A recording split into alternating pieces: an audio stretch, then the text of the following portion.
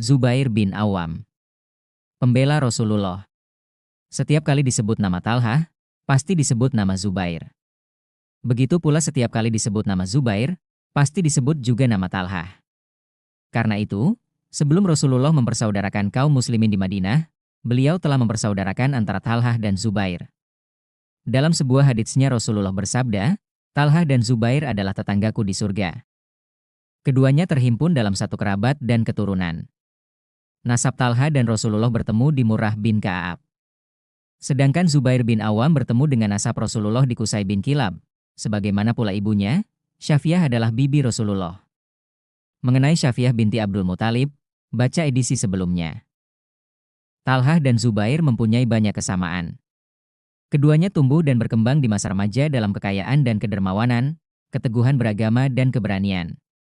Keduanya termasuk mereka yang mula-mula memeluk agama Islam, dan tergolong ke dalam kelompok orang-orang yang diberi kabar gembira oleh Rasulullah masuk surga. Keduanya juga tergolong 6 sahabat yang diserahi Umar bin Khattab untuk menggantikannya menjadi khalifah. Zubair termasuk 7 orang yang mula-mula memeluk agama Islam. Saat itu usianya baru 15 tahun. Lah juga orang yang pertama menghunuskan pedang di jalan Allah. Kala itu jumlah kaum muslimin masih sedikit. Mereka mengadakan kegiatan di rumah Al-Arkam. Tiba-tiba tersiar kabar bahwa Rasulullah meninggal dunia. Zubair bin Awam langsung menghunus pedang dan mengacungkannya ke atas sambil berlari mengelilingi kota Mekah. Padahal, kala itu usianya masih sangat muda sekali. Meskipun Zubair seorang bangsa Shallallahu alaihi wasallaman, tapi ia tak luput dari siksaan kaum Quraisy. Suatu ketika ia pernah disekap di sebuah kamar, kemudian dihembuskan asap agar nafasnya sesak. Lalu dikatakan kepadanya, tinggalkanlah Rab Muhammad itu, nanti engkau kami lepaskan. Tantangan itu dijawab oleh Zubair, tidak. Demi Allah, aku tidak akan kembali kepada kekafiran selama-lamanya. Zubair mengikuti hijrah ke Habsyi 2 kali. Hijrah yang pertama dipimpin oleh Utsman bin Affan, sedangkan hijrah kedua dikepalai oleh Ja'far bin Abu Thalib yang dikenal dengan Zuljanahain, orang yang memiliki 2 sayap. Lah selalu ikut serta dalam setiap peperangan. Hal itu terbukti dengan banyaknya bekas tusukan di tubuhnya akibat iuka-iuka ketika ia melawan musuh-musuhnya. Ketika perang Uhud usai dan pasukan Quraisy kembali ke Mekah, ia dan Abu Bakar diperintahkan untuk mengejar pasukan tersebut. Tujuannya agar mereka mengira kaum muslimin masih memiliki pasukan cadangan yang masih segar dan siap memulai peperangan baru. Maka berangkatlah Abu Bakar dan Zubair memimpin 70 tentara Islam. Kendati kaum Quraisy memperoleh kemenangan di akhir perang Uhud, namun mereka terkecoh dengan adanya pasukan Abu Bakar dan Zubair yang menyusul. Seperti yang diperkirakan Nabi, kaum Quraisy menyangka itu adalah pasukan inti kaum muslimin. Karena itu, mereka pun lari tunggang langgang kembali ke Mekah. Ketika perang Yarmuk terjadi, Zubair bin Awam termasuk salah seorang prajurit kaum muslimin yang memimpin langsung sebuah pasukan. Ketika ia melihat anak buahnya sedikit bergetar, ia pun berteriak, Allahu Akbar.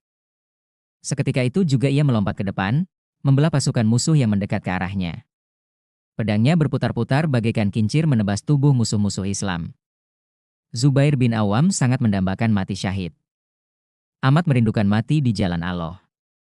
Untuk mewujudkan cita-citanya itu, ia memberi nama setiap anaknya dengan nama-nama syuhada.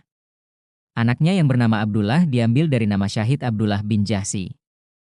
Ia juga memberi nama anaknya yang lain dengan Al-Munzir dengan harapan bisa syahid seperti sahabat Al-Munzir bin Amr.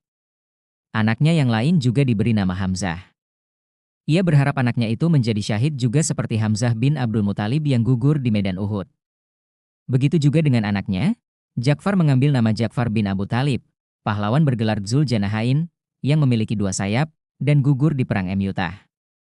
Kelebihannya sebagai panglima perang tergambar pada dirinya secara sempurna. Sekalipun 100.000 orang menyertainya di medan perang, namun ia berperang seakan-akan sendirian. Sepertinya segala tanggung jawab kemenangan berada di atas pundaknya saja. Begitu besar tanggung jawabnya. Ketika pengepungan Bani Quraisyah, salah satu kelompok Yahudi yang dulunya menguasai Madinah, berlangsung lama tanpa membawa hasil, Rasulullah mengirimnya dan Ali bin Abi Thalib. Sambil berdiri di depan benteng musuh, ia berseru, "Demi Allah, biar kami rasakan sendiri apa yang dirasakan Hamzah bin Abdul Muthalib. Atau kalau tidak kami akan tundukkan benteng mereka." Ia pun terjun ke dalam benteng, berdua dengan Ali bin Abi Thalib. Kedua pahlawan itu berhasil membuka pintu gerbang benteng dan pasukan muslimin pun menyerbu masuk untuk menyerang musuh. Ketika terjadi perang Hunain, Zubair bin Awam melihat pimpinan musuh yaitu Malik bin Auf sendirian ingin melarikan diri. Saat itu, pasukan yang ia pimpin dalam keadaan terdesak. Dengan gagah berani, Zubair bin Awam menyerbu pasukan musuh dan membuat lawan kocar-kacir. Kecintaan dan penghargaan Rasulullah kepada Zubair bin Awam sangat luar biasa.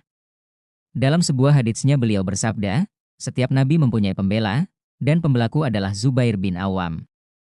Zubair bin Awam menjadi pembela Rasulullah bukan hanya disebabkan oleh ia adalah sepupunya dan suami dari Asma, binti Abu Bakar, wanita yang dijuluki Dzunitokoin, tetapi disebabkan oleh keinginannya untuk berkorban di jalan Allah.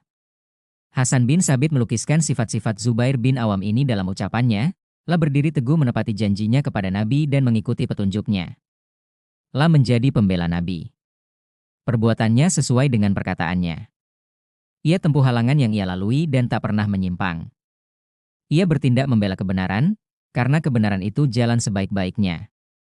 Ketika meletus perang Jamal, antara pendukung Ali bin Abu Thalib dan Aisyah binti Abu Bakar, Zubair menemui ajalnya.